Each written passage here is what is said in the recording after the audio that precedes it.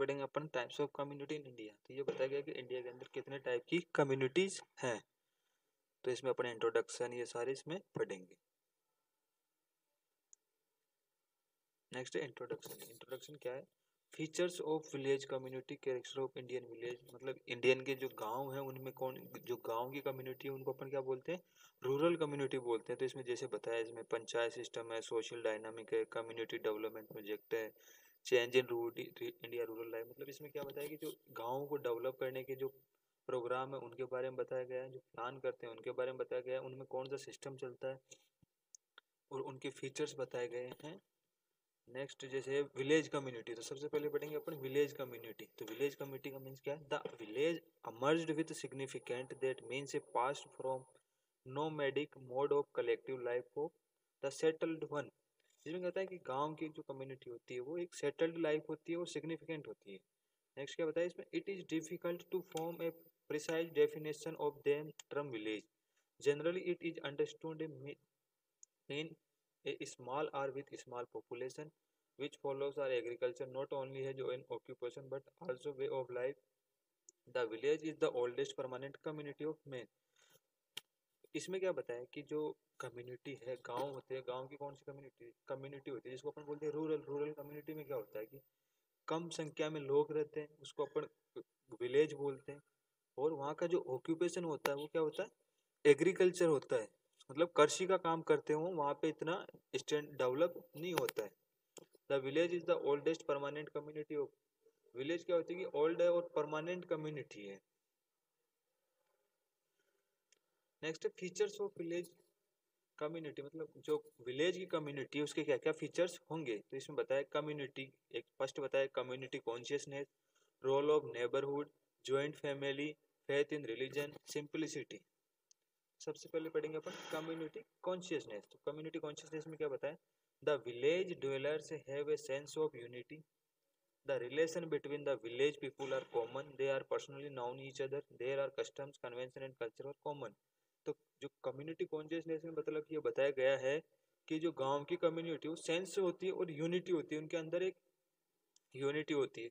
Next क्या होता है? The relation between the village people are common. मतलब लोगों के अंदर रिलेशन रहता है, कॉमन रिलेशन रहता है। They are personally known to each other. तो वो क्या करते हैं कि पर्सनली एक दूसरे को जानते हैं। वो गांव में नाम के नाम से भी जानते हैं और फैमिली के नाम से भी जानते हैं। नेक्स्ट क्या बताया? Role of neighbourhood. नेबरहुड का मतलब क्या होता है? पड़ोसी। जो इसमें क्या क्या नेबरहुड में क्या क्या रोल होगा उसका? It is very important. ये क्या बहुत ज्यादा इंपॉर्टेंट है। जैसे क्यों इंपॉर्टेंट है? The village people assist to each other and thus and they have closest neighborhood relation। मतलब क्या होता है? जो गांव होते हैं उसमें पड़ोसी से बहुत क्लोज रिलेशनशिप होता है, जो फैमिली की तरह होता है। इसमें एग्जांपल बताया है, they share their sorrow and joint it ETC. मतलब क्या होता है? जो पड़ोसी होता है वो एंजॉय करते हैं, कुछ फेस्टिवल होता है उसमें साथ में एंजॉय भी करते हैं और दुख में भी वो उनके साथ देते हैं। नेक्स्ट बताया जॉइंट फैमिली। तो इसमें क्या बताया? In village the joint family system still retains the agriculture occupation require the cooperation for all family members. तो ज्वाइंट फैमिली भी होती है गांव में।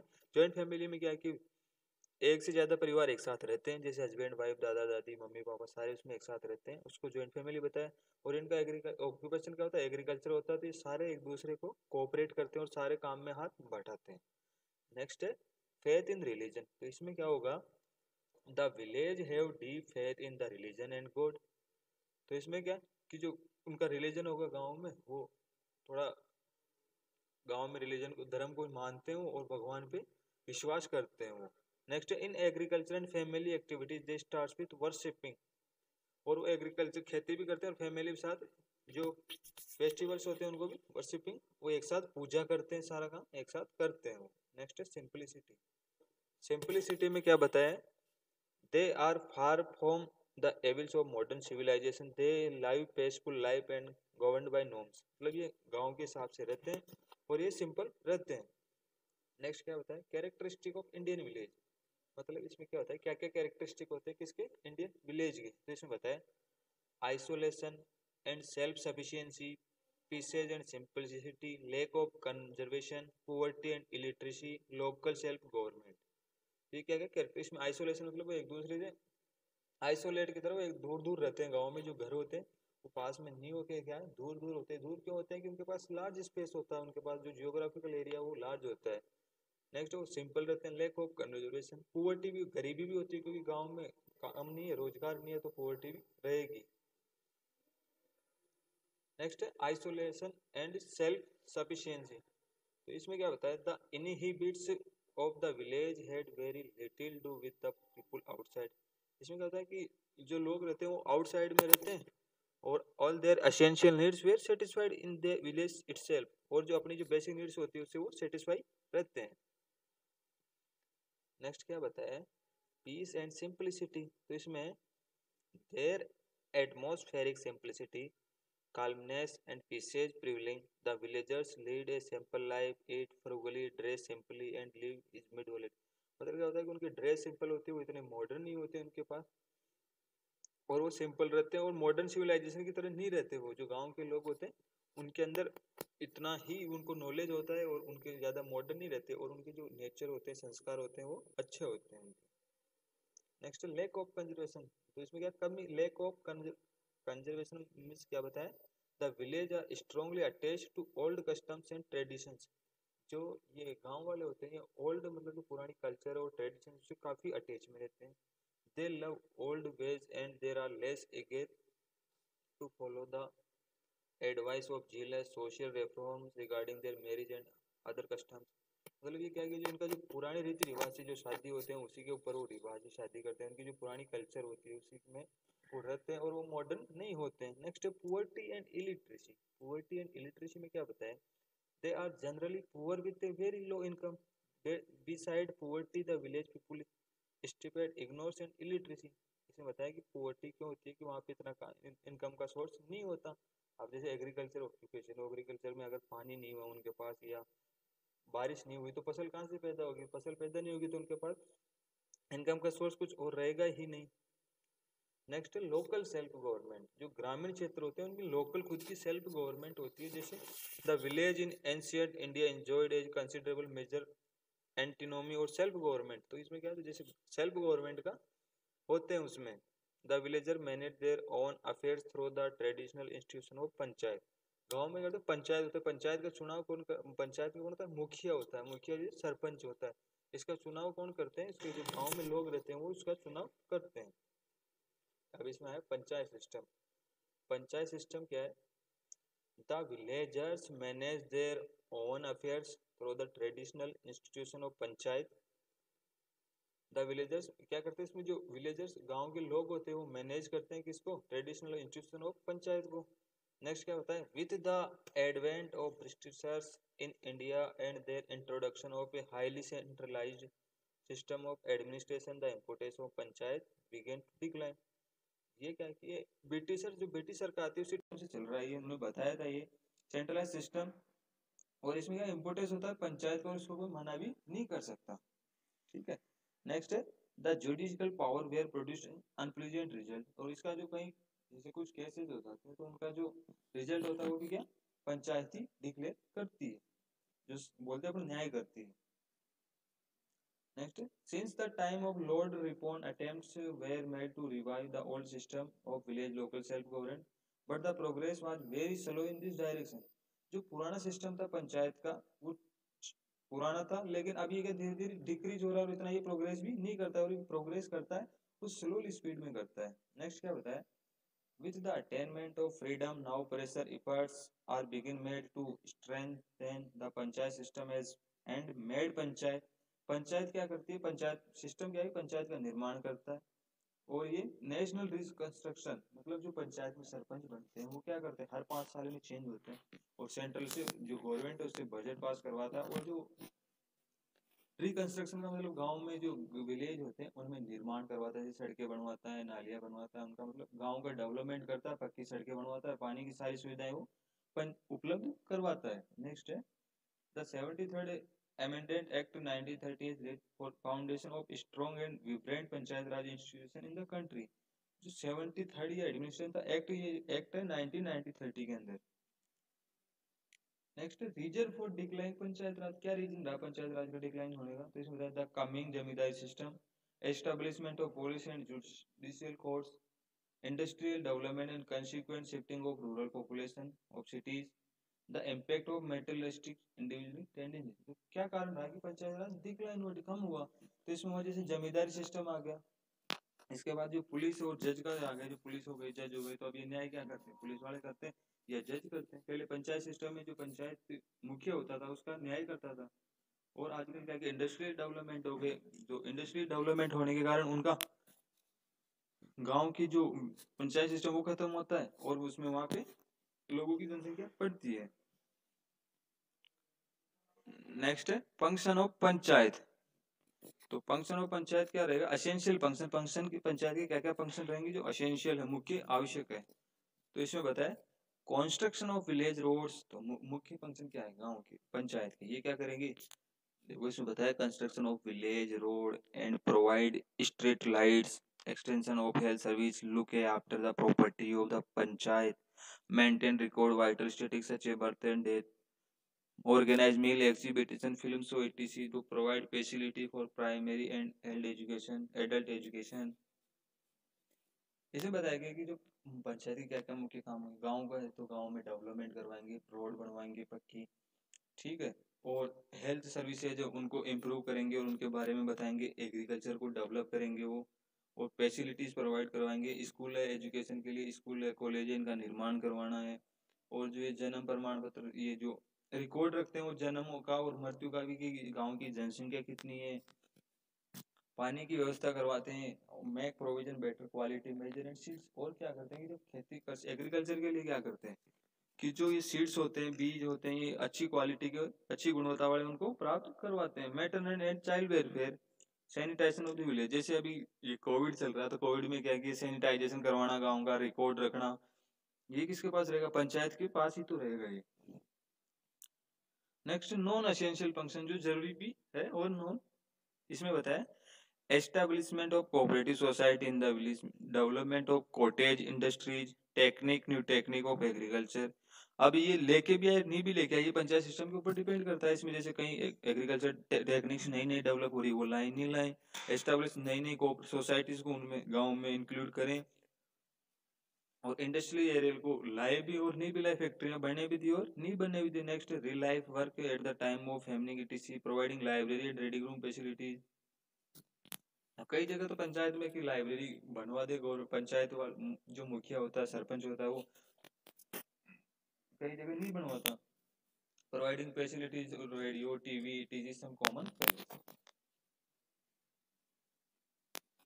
Next community development project and planning. तो इसमें बताया in the community development project and planning aim at comprehensive and all round development of rural people. तो इसमें क्या बताया कि जो ये डेवलपमेंट प्रोजेक्ट होता है इसमें क्या करते हैं कि जो गांव है शहर जो कम्युनिटी उसका डेवलप करते हैं। It is a movement designated to promote better living for the whole community with the active participation both at the level of government and community। वो एक मूवमेंट करते हैं और जो पुरानी चीजें उनको सुधार करके नई चीजें करते हैं, और जो नई नई टेक्निक्स आती है उनको भी कम्युनिटी के अंदर लाते हैं, और ये अपने अपने एफर्ट्स भी लगाते हैं। जैसे बताया the planning commission of India an attempt to bring about a social and economic transformation of village life through the efforts of the people themselves। अब जैसे सुविधाएं हैं, बसें हैं, साधन है जो ट्रांसपोर्ट की है, ये भी गांव में प्रोवाइड कराए तो पास के क्षेत्र में जाके काम करके आ सकते हैं और अपना इकोनॉमिकल स्टेटस बढ़ा सकते हैं। नेक्स्ट है aim of community development project. क्या क्या एम होंगे कम्युनिटी डेवलपमेंट प्रोजेक्ट के, तो इसमें बताया integrated development social cultural and economical aspects of rural life. इसमें बताया कि इंटीग्रेटेड सोशल, ये क्या करते हैं, क्या एम है कम्युनिटी डेवलपमेंट प्रोजेक्ट, ये समाज के बारे में बताएंगे, कल्चर के बारे में बताएंगे, इकोनॉमिक एस्पेक्ट्स बताएंगे गांव के लिए, development of A sense of responsibility and awareness among the villagers, गांव को डेवलप कराएंगे, उसके बारे में जागरूक करेंगे वो कि ये क्या है क्या नहीं हो रहा है। नेक्स्ट है development of initiative among the villages, जो गांव है उनको डेवलप करेंगे। डेवलपमेंट ऑफ एग्रीकल्चर, गांव में जो एग्रीकल्चर है इसकी जो मैटर्स है उनको इम्प्रूव करेंगे, और animal housing and education facilities, पशुपालन की सुविधाएं उपलब्ध करवाएंगे, पशुओं में कोई भी जो नई योजनाएं आएंगी उनके बारे में बताएंगे। Providing most opportunities for employment, अच्छी अपॉर्चुनिटीज प्रोवाइड कराएंगे, काम देंगे। Development of cooperative force, women and child welfare. Next is the pattern of the programme, तो जो कौन कौन से प्रोग्राम के क्या क्या पैटर्न है इसमें तो बताएं। The community development programme was launched in 55 selected project on October 2 October 1952।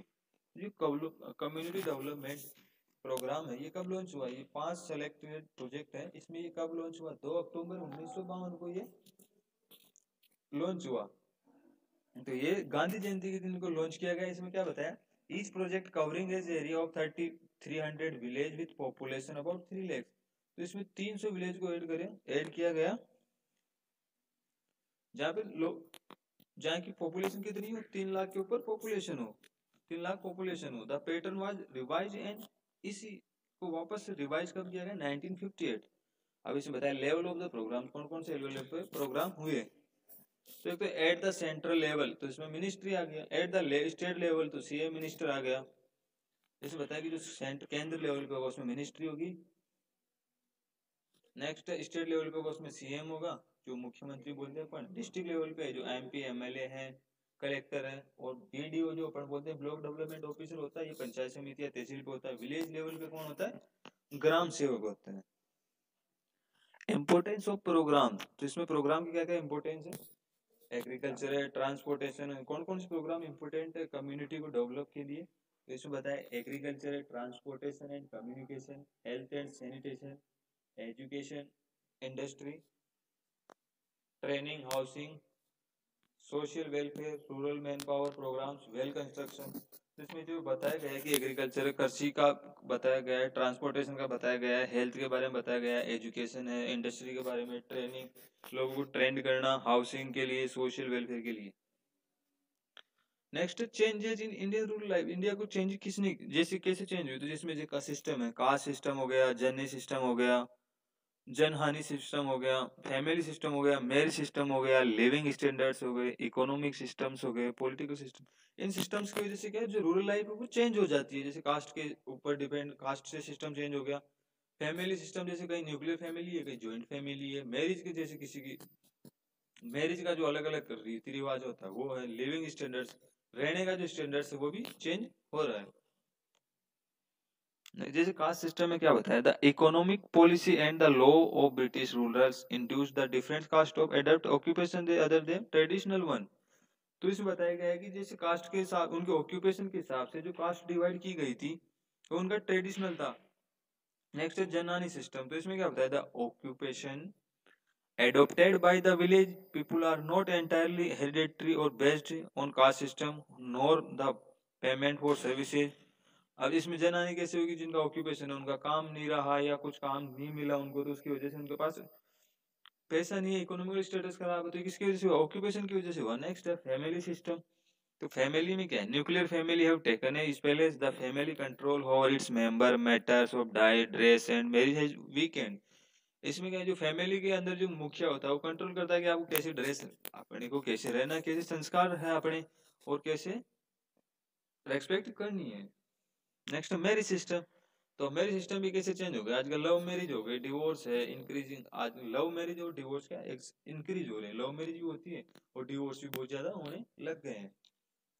Next है the individual quality like education, economic beauty and appearance of the marriage pattern given preference over the old family status.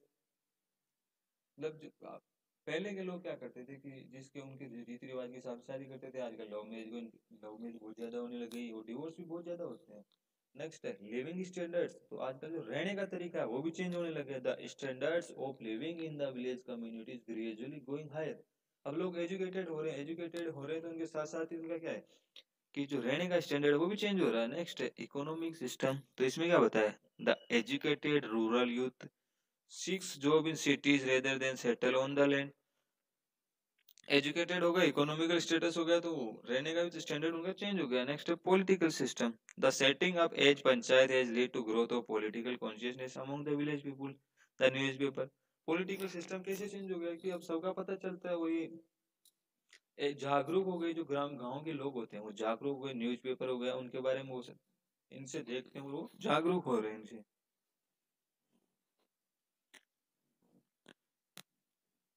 Next है availability of health facility in rural. तो इसमें क्या होता है, majority of the rural area are not concern with environmental sanitisation drain system. ये facility क्या है, panchayat provide करवाएगी इनको, एनवायरमेंटल सैनिटाइजेशन का ड्रेनेज सिस्टम है, नोट टेल मेंटेन्ड है, वाटर रिजर्वेशन है, तो पानी को कहाँ रिजर्व करना है, कैसे स्टरलाइज करना है, गाँव को सैनिटाइज करना है, और इनकी जो डिजीज कंडीशन है इनको रोकना है, और जो ब्रीडिंग इंसेक्ट होते हैं कीड़े मकोड़े या इन्फेक्टेड जो भी होते हैं वायरस, उनके प्रिवेंशन के लिए। नेक्स्ट है the practice of public health is with the groups, voluntary groups and village health the need for support and cooperation of people. एक दूसरे को कोऑपरेट करते हैं और प्रैक्टिस करते हैं। नेक्स्ट है majority of the rural area are not concerned with environmental sanitation, drainage system is not adequacy till maintained and water reservation, these form the breeding place of insect। इसमें practice है, और ये group voluntary groups होते हैं जो खुद काम करते हैं, गांव में होते हैं जो वॉलेंट्री ग्रुप होते हैं वो खुद काम करते हैं कि अपने को क्या करना है और क्या नहीं करना, उसमें किसी का एक दूसरे के ऊपर वो डिपेंड नहीं रहते हैं। नेक्स्ट है अर्बन कम्युनिटी। अर्बन कम्युनिटी का मतलब शहरीकरण। अर्बन कम्युनिटी क्या है जी, अर्बन कम्युनिटी में कहते हैं सिटी कम्युनिटी आ गई, सिविलाइज सोशलाइट सोसाइटी आ गई, विच आर यूजुअल साइनोनिमसली, मतलब नॉर्मल यूज हो गए the those place. Urban community क्या होती है कि जहाँ पे लोग ज्यादा संख्या में रहते हैं और कंटामिनेटेड, ज्यादा लोग ज्यादा संख्या में रहते हैं, और क्या होता है other requirement of minimum population, तो उसमें क्या होता है कि पॉपुलेशन की जो जनसंख्या वो भी ज्यादा होती है। नेक्स्ट होता है लार्ज डेंसिटी, मतलब ज्यादा, अर्बन कम्युनिटी में क्या होता है कि पॉपुलेशन ज्यादा होती है और जो स्पेस होता है वो कम होता है। And permanent settlement of socially heterogeneous living place. The word urban suggest the way of इंडी पैशनेबल। अर्बन किससे सजेस्ट करता है, अर्बन का सजेस्ट ये करता है कि पैशनेबल, जो पैशन चल रहा है अभी। Next features of urban community, तो क्या क्या फीचर्स होंगे, namelessness, homelessness, class extreme, social heterogeneity, social distance, energy and speed. तो इसमें बताया नेमलेसनेस उसको जानते नहीं है, होमलेसनेस होता है जैसे कोई रेंट पे रहते हैं, क्लास एक्सट्रीम्स होती है, सोशल हेट्रोजेनिसिटी होती है, सोशल डिस्टेंस मतलब समाज में डिस्टेंस होता है कि कोई गांव रहता है गांव में नहीं जाता है तो समाज से डिस्टेंस रहेगा। नेक्स्ट इसमें जैसे नेमलेस बताया, इसमें बताया they meet and speak without knowing each others name, a citizen may live for several years in a city and may not know the name of the third people who live in the same city area। अब जैसे कई लोग जयपुर में या शहर में जाके रहते हैं, उनको शहर के आसपास के लोग नहीं जानते क्योंकि वो नेमलेसनेस होता है, उनको कोई नहीं जानता। जहाँ उनका लोकल रेजिडेंस है वहां पे उनको सब जानते हैं। नेक्स्ट है होमलेसनेस। अब जैसे कई इसमें बताया many low class people pass teachers night of platform even the child does not get any place for play. अब शहर में क्या हो गया कि रहने के लिए जगह कम है और बच्चों के लिए खेलने के लिए मैदान नहीं है, स्पेस नहीं है, तो ये सारी चीजें नहीं है। क्लास एक्सट्रीम्स में क्या बताया, in a city are found the richest as well as poorest people, people living in luxury and grand mansion as well as platform. Platform तो इन्होंने बताया कि people living in luxury and grand mansion as well as platform, मतलब कि जो गांव शहर में होते हैं वो प्लेटफॉर्म पे रहते हैं। लिविंग लग्जरी मतलब उनको अच्छी क्वालिटी के रहते हैं, रहने का जो स्टैंडर्ड होता है उनका वो अच्छा होता है। Next social heterogeneity. तो सोशल हेट्रोजेनिसिटी में क्या होता है, the personal traits, the occupation, the cultural life and the ideas of the urban community. तो पर्सनल ट्रेड्स होते हैं इसमें। नेक्स्ट है सोशल डिस्टेंस। तो सोशल डिस्टेंस कैसे होगा, the social distance is a product of anonymity the and heterogeneity, the city develops feels lonely. Next है energy and speed. People with ambition work eight, अभी शहर में क्या होता है कि काम करना पड़ता है, सुबह जल्दी उठना, जल्दी काम पे जाना, सारी चीजें करनी होती है उनको। Next growth of city. तो सिटी की जो ग्रोथ होती है वो every great civilisation has been migration from the village to the city. जब लोग क्या चाहते हैं कि सिटी क्यों बढ़ रही है, शहर क्यों बढ़ रही है, गांव के लोग शहर में आके रहने लगे, इन बताया the western Europe is the cities become more numerous and the growth of cities kept going on. The 19th century was a period of the true urban revolution in advance. क्या क्या फैक्टर्स हैं जो lead करते हैं growth of city का? surplus resources, industrialization and communication, development of transport and communication, economic pull of the city, educational and recreational facility. अब शहर में क्यों आना चाहते हैं लोग? उनका जो फैसिलिटीज है वो अच्छी मिलेगी, उनको एजुकेशन अच्छा मिलेगा, जो काम है वो काम करने के लिए उनको अच्छा मिलेगा। नेक्स्ट है surplus resources। इसमें बताया N initiates the time the resources were required through the under dominate of by men, slavery, forced labor and extensive ruling. In modern times man has won our nature and extend his power। अब इसमें खुद का रहता है, किसी की वो pressure नहीं रहता, वो काम करते हैं और रहते हैं। नेक्स्ट डेवलपमेंट ऑफ ट्रांसपोर्ट और कम्युनिकेशन, दीज फैसिलिटीज। अब यहाँ पे क्या होता है कि जैसे बताया इसमें these facilities which are satisfying the urban developers desires industrialisation. तो यहाँ पे क्या है कि ट्रांसपोर्टेशन की सुविधा मिलेगी, कम्युनिकेशन होगा, इंडस्ट्रीज डिपेंड ऑफ। अब जैसे इंडस्ट्री से रहेगा तो किसके ऊपर डिपेंड रहेंगे? ट्रांसपोर्ट पे रहेंगे। अगर वो शहर में काम करने के लिए जाएंगे तो ट्रांसपोर्ट की सुविधा चाहिए। गाँव में ये नहीं मिल पाती और शहर में इंडस्ट्रीज एरिया भी होता है और ट्रांसपोर्टेशन की सुविधा भी होती है। नेक्स्ट है एजुकेशन एंड रिक्रेशनल फैसिलिटीज। तो इसमें क्या है, उनको जो अच्छा एजुकेशन चाहिए, हाई लेवल की स्कूल चाहिए, वो मिल जाएगी। मोस्ट ट्रेनिंग स्कूल मिल जाएंगे, एग्जामिनेशन सेंटर है कॉम्पिटिटिव, ये मिल जाते हैं। मोस्ट बड़ी लाइब्रेरीज मिल जाती है। Next urbanisation and its impact of health and health practice. तो इसमें क्या बताया the common disease among slum dwellers. अब शहर में जो रहते हैं उनके लिए हेल्थ पे क्या क्या डिपेंड रहेगा? फीवर है, स्किन इन्फेक्शन है, आई इन्फेक्शन, इसकी वजह से होंगे कि यहाँ पे पोल्यूशन ज्यादा रहेगा और जैसे वायरल इन्फेक्शन होगा, क्रोनिक टॉक्सिसिटी होगी, एसटीडी सेक्सुअल ट्रांसमिटेड डिजीज भी होते हैं, एक्सीडेंट्स है, ड्रग एब्यूज है, ये देखने को मिलती है। कोजेज और फॉर डिजीज, क्यों क्या कॉज रहेंगी डिजीज होने की? जैसे इंडस्ट्रीज पोल्यूशन हो गया, ओवर क्राउडिंग हो गया, पुअर हाइजीनिक प्रैक्टिस हो गई, फूड एंड वाटर। शहर में कंटामिनेट फूड मिलेगा या वाटर जो कंटामिनेशन होगा तो पुअर हाइजीनिक, यहाँ पे हाइजीनिक पुअर रहेगी तो भी ये डिजीज होने के चांस रहते हैं। नेक्स्ट है strategies to improve urban health problem. तो इसमें क्या provision of safe drinking water. तो क्या करना है अपने को डिजीज को रोकने के लिए?